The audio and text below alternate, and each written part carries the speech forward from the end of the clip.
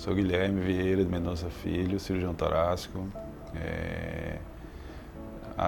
Estamos aqui na parceria com Esperança desde 2011, né?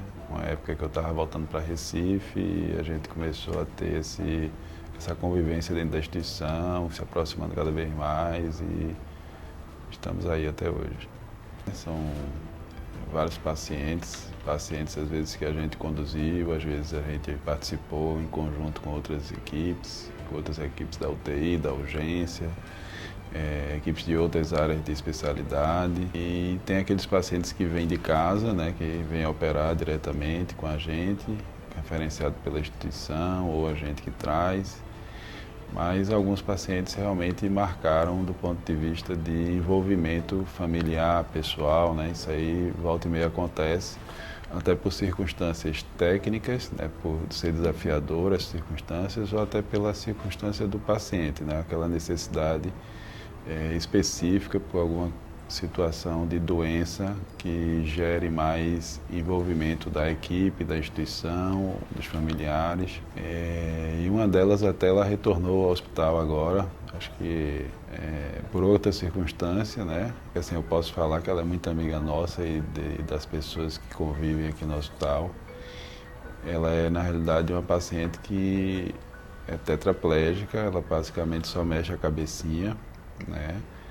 E em circunstância de umas sequelas de infância, se eu não me engano é pólio, e ela ficou nisso, e ela é uma pessoa extremamente ativa, ela conversa, cabeça boa, extremamente entusiasta da vida, ela consegue mexer no computador, no celular, tudo utilizando a cabeça, e isso é uma coisa que realmente nos engrandece do ponto de vista de entender o quanto a gente foi importante para essa pessoa, para essa família. Quando ela veio para o hospital uma vez, até a doutora Rita, que é pneumologista, que é amiga de infância dela também, trouxe, e ela tinha na realidade uma estenose traqueal, e era assim, ou seja, fora tudo que ela já tinha de problema de saúde, ela estava com dificuldade de respirar porque a traqueia dela estava com um fechamento. E aí foi por isso que a gente teve contato com ela, e aí depois a gente avaliou e decidiu e operou ela numa circunstância crítica do ponto de vista da situação dela e o que a gente podia oferecer para melhorar aquilo ali. Foi muito interessante, tanto a circunstância na época quanto o desenrolar depois, familiaridade, amizades e tudo que veio acontecendo aí. Até hoje ela frequenta o hospital por alguma circunstância de saúde, sempre entra em contato com a gente, o enfermagem todo mundo conhece. Uma paciente bem querida. Eu acredito que o mais importante foi a afeição e a recepção, seja da instituição, seja dos setores da instituição, né? E a gente foi vendo ao longo do tempo de que existe uma coesão, um sinergismo, né, de setores entre setores, de colaboradores, parceiros, enfim, apesar de ser uma instituição muito grande, né, com diversos segmentos e magnitude, mas o foco de união e tentar desenvolver uma saúde, uma oferta de saúde com mais sinergismo e interrelacionamento e interdisciplinar, seja de diversos setores ou equipes. Hoje em dia a gente trabalha muito não com o tratar a doença, né? Acho que tratar e ofertar a prevenção e a saúde no geral. Isso aí vem desde o atendimento na recepção, o atendimento na portaria, o atendimento do assessorista do elevador, né? Então, assim, todos os profissionais que circulam no hospital, eles estão envolvidos nessa perspectiva de ofertar um bom atendimento que no final gera um resultado, mesmo que o resultado aqui seja resultado relacionado à saúde, mas eu acho que desde profissionais não da saúde, mas profissionais que ajudam esse final ser realmente diferenciado. A parte de enfermagem, técnica, eu acho que tudo isso aí é que engrandece e realmente estabelece cada vez mais a instituição como um grande diferencial na área.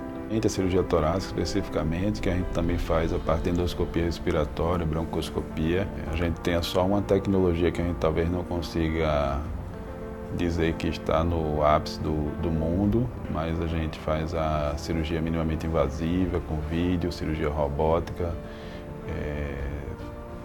talvez um dos principais e pioneiros hospitais da região e do Brasil em se dedicar a essa parte de cirurgia robótica do tórax. Tanto pela instituição, comprar o projeto, Bárbara, gerente de enfermagem do bloco, e principalmente pelo engajamento entre instituição e equipe para poder desenvolver isso.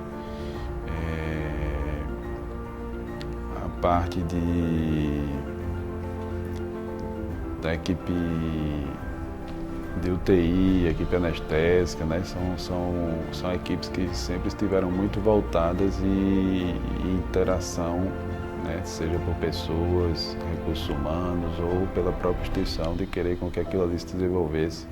E é por isso que a gente cada vez mais foi se aproximando mais e foi ficando por aqui, sem ter a necessidade de talvez procurar outros espaços ou alguma coisa que fosse um pouco mais interessante, já que a gente estava tendo tudo aqui.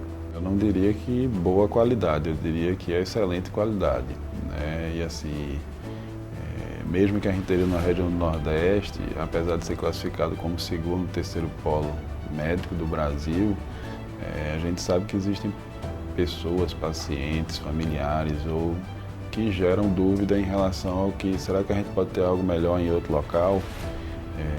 Eu hoje fico muito tranquilo de ter meus familiares, conhecidos ou pessoas próximas que referenciam o hospital ou que venham, que a gente acolha com a maior tranquilidade de que vai estar ofertando o melhor que possa acontecer.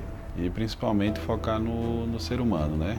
Toda vez que a gente consegue olhar aquele indivíduo como um nosso próximo, uma pessoa que realmente tem uma vida por trás, tem um sentimento ali atrás, isso sempre gera muito mais o engajamento para que chegue nesse resultado que venha a ser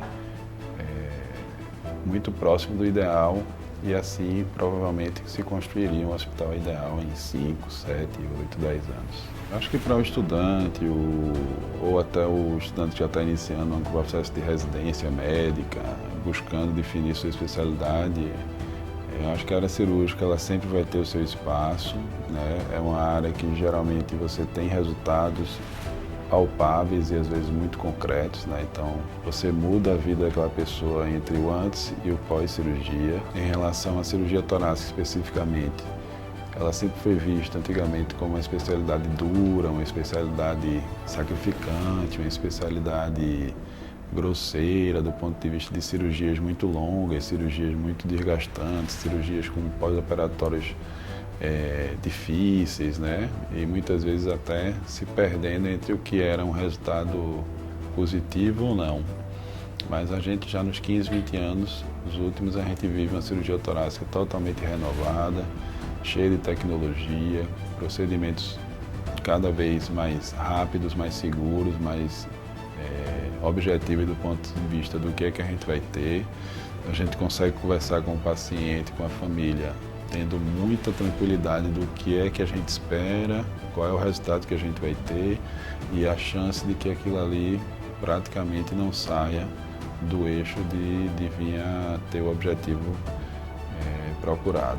E existem ainda, logicamente, com a tecnologia e os avanços técnicos, a gente vê ainda muita coisa boa chegando, com mais expectativa, tecnologia, robôs cada vez mais avançados, menores, mais fáceis de conduzir, a parte de broncoscopia, endoscopia respiratória, a parte de intervenção virtual. Então, assim, é uma gama de procedimentos e áreas de atuação que é muito interessante do ponto de vista técnico.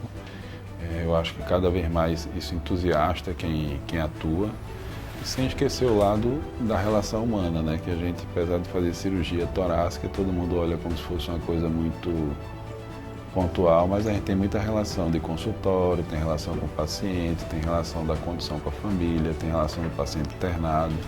Então, assim, a gente tem uma relação médico-paciente bem gostosa e interessante para quem tem essa aptidão. Acho que, como tudo no que a gente tem relação na vida, a gente gosta de ser bem recebido, né? A gente gosta de ser bem recebido, a gente gosta de ser bem acolhido, a gente gosta de ser bem orientado, a gente gosta de ser bem conduzido numa situação de um restaurante, ser atendido numa loja. Então, todo esse tipo de relação aí eu acho que é o importante, é você lidar bem, entender o outro e entender que ele está procurando alguma coisa por uma necessidade. No nosso caso, uma necessidade de saúde, né? Seja para otimizar a saúde que ele tem, ou seja para tratar uma possível doença que está afligindo a ele e todo o seu entorno.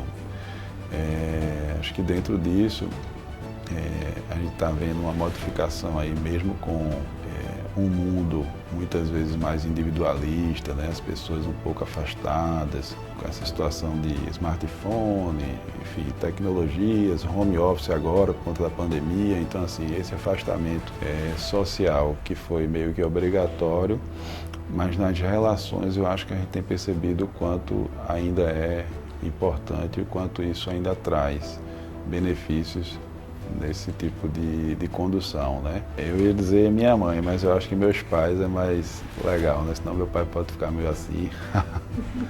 Apesar que minha mãe realmente mãe é mãe, né?